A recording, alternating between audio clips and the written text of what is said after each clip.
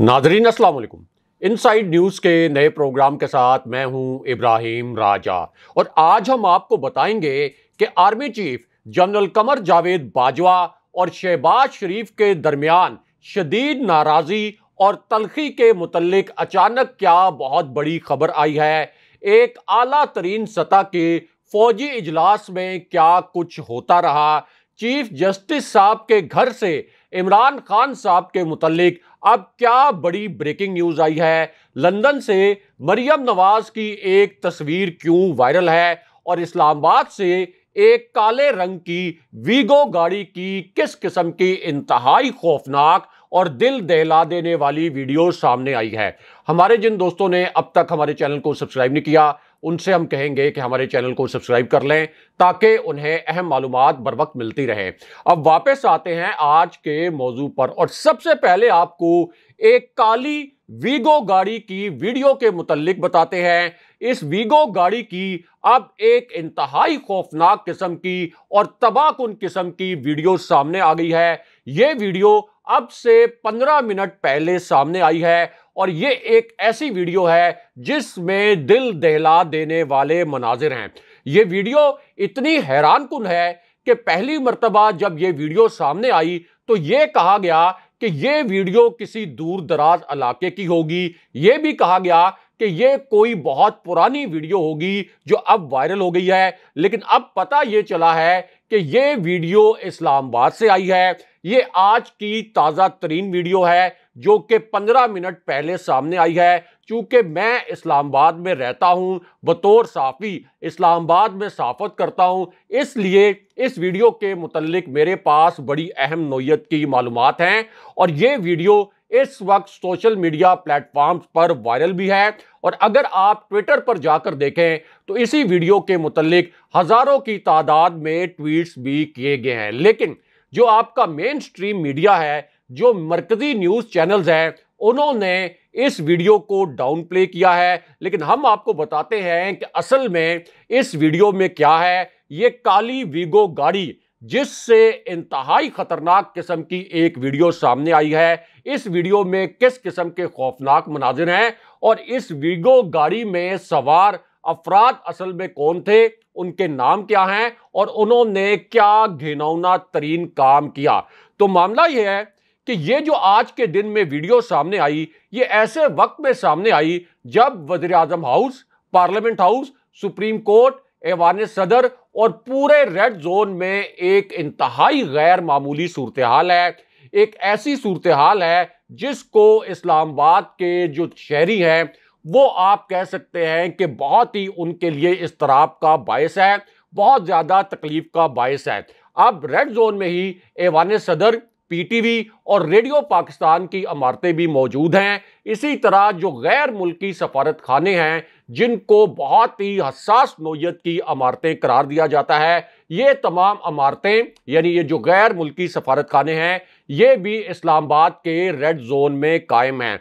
अब इसी red zone में इन हसास तरीन इमारतों के जो रास्ते हैं ये कंटेनर्स लगाकर बंद कर दिए गए हैं और राना सनाउल्लाह ने इमरान खान साहब का जो लॉन्ग मार्च है, इस लॉन्ग मार्च के खौफ से इस्लामाबाद को अमली तौर पर जेल में बदल कर रख दिया है। लेकिन अब इस्लामाबाद के एक हसास तरीन इलाके से काले रंग की एक वीगो के मुतल्लिक एक बड़ी ही खौफनाक किस्म की वीडियो सामने आ गई है और इस वीडियो में 3 किरदार नजर आ रहे हैं। इसी वीडियो में अचानक 2 पुलिस एहलकार भी नजर आते हैं और अब ये जो घिनौने किरदार हैं यानी वीगो गाड़ी वाले जो किरदार हैं इनके नाम भी सामने आ गए हैं, इनकी शिनाख्त भी हो गई है। अब इस वीडियो में किस किस्म के मनाजिर हैं और ये घिनौने किरदार असल में कौन हैं, इसके मुतल्लिक आपको मुख्तसरन बताते हैं।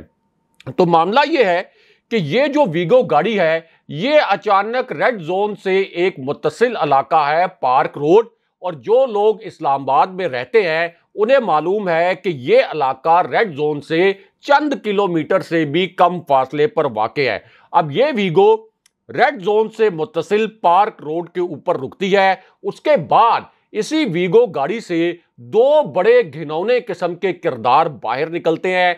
इन दोनों को देखा जा सकता है कि ये सफेद रंग की शलवार कमीज में मलबूस हैं, लेकिन उसके बाद इस वीडियो का एक इंतहाई खौफनाक हिस्सा सामने आ जाता है और इस वीडियो में देखा यह जा सकता है कि इन दोनों किरदारों के पास, यानी जो वीगो गाड़ी से निकलते हैं, इन दोनों के पास जदीद तरीन क्लाशनकोफे मौजूद हैं, इनके पास खुदकार हथियार मौजूद हैं। इसी तरह इस वीगो गाड़ी के अंदर भी दो मजीद किरदार बैकअप के लिए मौजूद होते हैं और उनके पास भी इतना असलहा होता है कि ये पूरी वीगो गाड़ी क्लाशनकोफों से भरी हुई होती है। अब इनके सामने कुछ आम लोग मौजूद होते हैं। ये ऐसे लोग हैं जो कि एहतजाज कर रहे होते हैं, लेकिन उसके बाद इस वीडियो में देखा यह जा सकता है कि ये जो वीगो से निकलने वाले दो किरदार हैं, ये अपनी क्लाशनकोफों और जो इनके पास जदीद तरीन खुदकार हथियार हैं उनसे अंधाधुंध फायरिंग शुरू कर देते हैं। लेकिन यहां पर इस वीडियो का सबसे तकलीफदेह हिस्सा सामने आ जाता है। ये एक ऐसा हिस्सा है जो कि इस वक्त सोशल मीडिया पर वायरल भी है और इसी हिस्से की वजह से इस वक्त इस्लामाबाद में आप ये कह लें कि लोग बहुत ज्यादा खौफ का शिकार भी हैं, क्योंकि इस वीडियो के इस हिस्से में देखा यह जा सकता है कि जब ये अंधाधुंध फायरिंग हो रही थी तो पुलिस एहलकार भी वहां पर मौजूद थे। यानी जब ये दरिंदे फायरिंग कर रहे थे तो पुलिस एहलकार उस वक्त मौके पर मौजूद थे। इस वीडियो में इन पुलिस एहलकारों को देखा जा सकता है, लेकिन पुलिस फायरिंग करने वाले इन दरिंदों को पकड़ने के बजाय उन्हें आराम से उनकी वीगो गाड़ी में बिठाती है, उनको वीगो गाड़ी से मरूब हो जाती है। पुलिस का तासुर यही होता है कि ये किसी बहुत बड़े माफिया की वीगो गाड़ी होगी और फिर उन्हें आराम से फरार करवा दिया जाता है।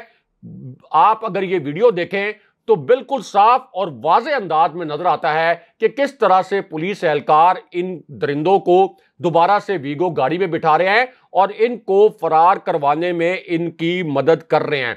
ये हाल इस वक्त इस्लामाबाद का है, जहां के आईजी पुलिस को इस इंपोर्टेड हुकूमत ने तमगा शुजात दे रखा है और पुलिस को सिर्फ इमरान खान साहब की गिरफ्तारी और धरना रोकने पर लगा रखा है। लेकिन यहां पर army chief general Qamar Javed Bajwa के मुतल्लिक भी एक बड़ी और अहम नौयत की खबर आई है। इसी खबर से जुड़ी अब एक हैरानकुन किस्म की वीडियो भी सामने आ गई है और जैसे ये वीडियो सामने आई, सुप्रीम कोर्ट से इमरान खान साहब के मुतल्लिक अब एक बड़ी ब्रेकिंग न्यूज आई है, एक बड़ा फैसला आया है। सुप्रीम कोर्ट का ये एक ऐसा फैसला है जो शहबाज शरीफ और उनकी हुकूमत के लिए तबाहकुन साबित हुआ है। अब सुप्रीम कोर्ट में इस हवाले से 3 मौके पर इंतहाई दिलचस्प और गैर मामूली सूरत हाल पैदा हुई और इन 3 नुकात ने पूरी बाजी उल्टा कर रख दी। इन तीनों नुकात के मुतल्लिक मुख्तसरन आपको बताते हैं। तो मामला यह है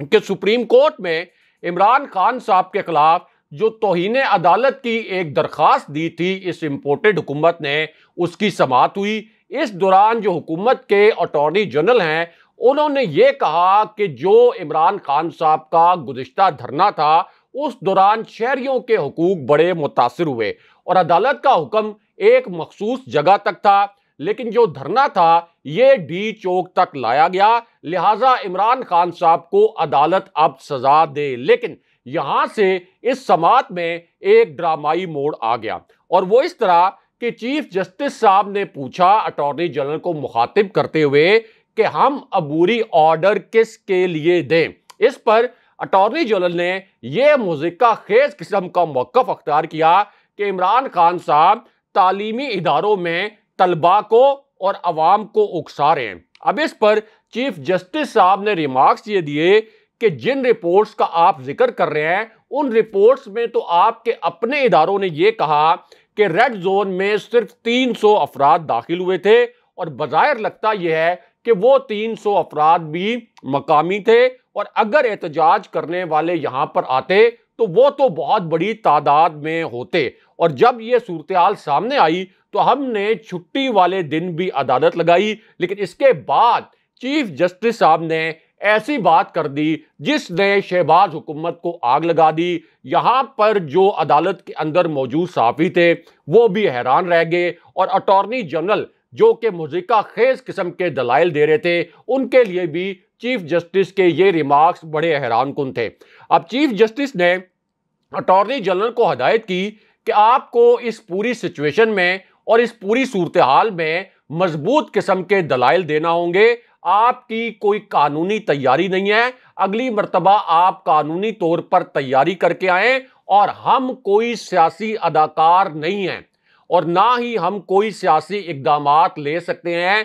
चीफ जस्टिस के ये रिमार्क्स थे कि हम कोई सियासी अदाकार नहीं हैं, हम कोई सियासी इकदामात नहीं ले सकते, हम लेवल प्लेइंग फील्ड जो है ये दे सकते हैं। यानी अमली तौर पर चीफ जस्टिस साहब ने और सुप्रीम कोर्ट ने लॉन्ग मार्च रोकने और इमरान खान साहब पर तौहीने अदालत लगाने की जो इंपोर्टेड हुकूमत की दरखास्तें थी इनको मानने से या इन पर हुक्म जारी करने से इनकार कर दिया। और इसके बाद चीफ जस्टिस ने कहा कि अब हम अगले हफ्ते मिलेंगे और यूं ये समाज जो है ये 26 अक्टूबर तक मुलतवी कर दी गई। लेकिन यहां पर army chief general Qamar Javed Bajwa के मुतल्लिक भी एक बड़ी और इंतहाई अहम नोयत की खबर आई है। इसी खबर से जुड़ी अब एक हैरानकुन किस्म की वीडियो भी सामने आ गई है। अब जैसे ये वीडियो सामने आई, इमरान खान साहब ने आज के दिन में army chief general Qamar Javed Bajwa के मुतल्लिक दो ऐसे नाकाबिले यकीन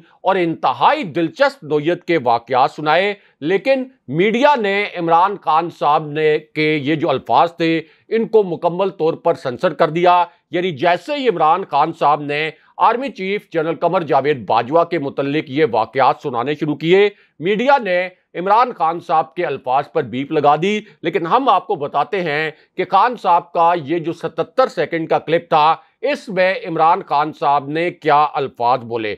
अब खान साहब का जो पहला इंकशाफ था ये एस्टैब्लिशमेंट के मुतल्लिक था, या आसान अल्फाज में आप कहें तो फौजी क़यादत के मुतल्लिक था। और यही इंकशाफ नए आर्मी चीफ की तकर्री के हवाले से भी था। और उसकी वजह यह है कि army chief general Qamar Javed Bajwa 29 नवंबर 2022 को रिटायर हो रहे हैं। जनरल बाजवा ये ऐलान कर चुके हैं कि अब वो एक और एक्सटेंशन नहीं लेंगे।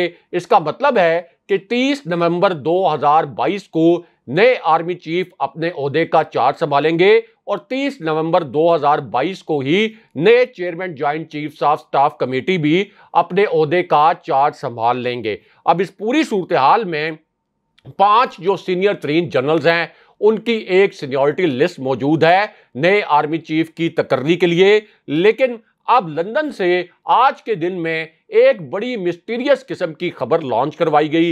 एक बड़ा अजीबो गरीब किस्म का तमाशा लंदन में मियां नवाज शरीफ की जो रिहाइशगाह है वहां पर किया गया। वहां से फिर एक वीडियो भी लॉन्च करवाई गई और एक बड़ी पुरस्कार खबर भी लॉन्च करवाई गई। और वो खबर ये थी कि मियां नवाज शरीफ ने जो नाम तजवीज़ कर दिया है नए आर्मी चीफ की तकर्री के लिए, तो मियां नवाज शरीफ ये चाहते हैं कि अब हर सूरत में उसी नाम को कबूल किया जाए और एस्टैब्लिशमेंट को या army chief general Qamar Javed Bajwa को इस नाम पर किसी किस्म का कोई एतराज ना हो। अब इस पूरी सूरत हाल में इमरान खान साहब ने पहला इंकशाफ तो ये किया और इस इंकशाफ के पहले नुक्ते में उन्होंने ये मौक़िफ़ अपनाया कि उनका जो नए आर्मी चीफ की तकर्री के हवाले से एक इंटरव्यू था और एक जो उनका मौक़िफ़ है वो सिर्फ ये है कि एक ऐसे शख्स को जिसे अदालत ने मुजरिम करार दिया उसके पास ये अख्तियार नहीं होना चाहिए कि वो इम्पोज करे नाम या वो कहे कि आर्मी चीफ का जो तकर्रुर है वो मेरी ज़ाती ख्वाहिश के मुताबिक होगा। लेकिन उसके बाद खान साहब ने ये अल्फाज बोले कि चोरों की गुलामी से बेहतर है कि मैं मर जाऊं, इस तरह तो मैं जीना नहीं चाहता। और अगर कोई ये समझता है कि वो मुझे कत्ल की धमकियां देकर या मुझे खौफजदा करके तहरीक से पीछे हटा देगा तो वो बहुत बड़ी गलतफहमी में मुब्तला है। लेकिन उसके बाद इमरान खान साहब ने एक बहुत ही हसास नोयत का इंकशाफ किया जिसे मीडिया ने सेंसर कर दिया। अब इस इंकशाफ के पहले हिस्से में इमरान खान साहब ने ये अल्फाज बोले कि बिलावल भुट्टो कहता कुछ है उसका मतलब कुछ और होता है, लेकिन जब ये मेरा नाम सुनते हैं तो इनकी टांगे कांप जाती हैं, बल्कि अल्फाज ये इस्तेमाल किए कि इनकी कांपे टांग जाती हैं और कुछ सियासतदान अवाम का नाम लेकर फिर लूट मार शुरू कर देते हैं। लेकिन इसके बाद इमरान खान साहब ने army chief general Qamar Javed Bajwa के मुतल्लिक एक वाकया सुनाया, जिसे मीडिया ने मुकम्मल तौर पर सेंसर कर दिया। अब इस इंकशाफ के पहले हिस्से में इमरान खान साहब ने ये अल्फाज बोले कि कुफर का निज़ाम तो चल जाता है, लेकिन जुल्म और नाइंसाफी का निज़ाम किसी सूरत नहीं चल सकता। यहां पर छोटा चोर जेल में है, लेकिन जो बड़े डाकू हैं उनको एनआरओ दे दिया गया है। लेकिन ये कौन है जो इस करप्ट टोले को एनआरओ दे रहा है? वो कौन सी कुव्वत है जो इस वक्त इनकी पुष्पनाई कर रही है? लेकिन उसके बाद खान साहब ने एस्टैब्लिशमेंट के मुतल्लिक एक इंतहाई हसास नोयत का वाकया सुनाया और खान साहब ने अल्फाज ये इस्तेमाल किए कि परवेज मुशर्रफ ने मुझे कुछ दिन जेल में रखा, लेकिन मुझे वहां पर कोई गरीब नजर नहीं आया। स्विट्जरलैंड में खुशहाली की वजह सिर्फ यह है कि वहां पर कानून की हुक्मरानी है। लेकिन इसके बाद इमरान खान साहब ने सबसे हसास नोयत का आखिर में ऐलान कर दिया। यह एक ऐसा ऐलान था जिससे रोकने के लिए इमरान खान साहब को जीएचक्यू का एक हंगामी मैसेज भी भेजा गया था और यहां पर इमरान खान साहब ने एक कत्ल के हवाले से भी एक बहुत ही हसास नोयत का इंकशाफ किया। और खान साहब का कहना यह था कि हमारा जो वज़ीर आज़म है शहबाज शरीफ, इसके ऊपर 16 अरब रुपए की करप्शन का इल्जाम साबित हो गया था। इसको जेल होने वाली थी। इसहाक डार ने 2000 में एक तहरीरी बयान हल्फी दिया था कि हाँ, मैं शरीफ खानदान के लिए मनी लॉन्ड्रिंग करता था। लेकिन उसके बावजूद ये टोला किस तरह से मुसल्लत हुआ, जाहिर है कि इसके पीछे किसी ना किसी कुव्वत का हाथ है और जानने वाले जानते हैं कि इमरान खान साहब का इशारा पाकिस्तान की किन कुव्वतों की जानिब था। लेकिन इसके बाद खान साहब ने एक कत्ल के मुतल्लिक एक बड़ी हसास नोयत की बात की और खान साहब ने कहा कि इस वक्त जिस तरह से तहरीक इंसाफ के कारकुनों को धमकाया जा रहा है कि लॉन्ग मार्च में उन पर तशद्दुद किया जाएगा, तो राना सनाउल्लाह के अपने वालिद ने, राना सनाउल्लाह के मुतल्लिक आबिद शेर अली के वालिद ने यह इंकशाफ किया था कि राना सनाउल्लाह 18 लोगों के कातिल हैं और आबिद शेर अली के वालिद ने यह भी कहा था कि उनके पास शवाहिद मौजूद हैं। लेकिन उसके बाद खान साहब ने वो ऐलान कर दिया जिससे रोकने के लिए उन्हें कुछ हंगामी पैगामात भी भिजवाए गए थे और खान साहब ने यह कहा कि मैं चंद दिनों में मार्च का ऐलान करने जा रहा हूं और ये जो मेरी जंग है ये हकीकी आज़ादी के लिए एक जंग है, क्योंकि सारी कौम एक तरफ खड़ी हो गई है जबकि वो लोग दूसरी जानिब खड़े हो गए हैं। ये भी एक बहुत हसास नोयत का नुक्ता था। लेकिन यहां पर फौजी क़यादत यानी एस्टैब्लिशमेंट और शहबाज शरीफ के दरमियान शदीद नाराज़ी और तलखी के मुतल्लिक भी एक बहुत बड़ी खबर आई है और अब army chief general Qamar Javed Bajwa की एक इंतहाई अजीज शख्सियत ने दो ऐसे इंकशाफात कर दिए हैं जिन्होंने पाकिस्तानी मीडिया में और पाकिस्तान की सियासत में एक बहुत बड़ा तहलका मचा दिया है। जनरल बाजवा की इस करीबी शख्सियत का नाम भी आपको बताते हैं,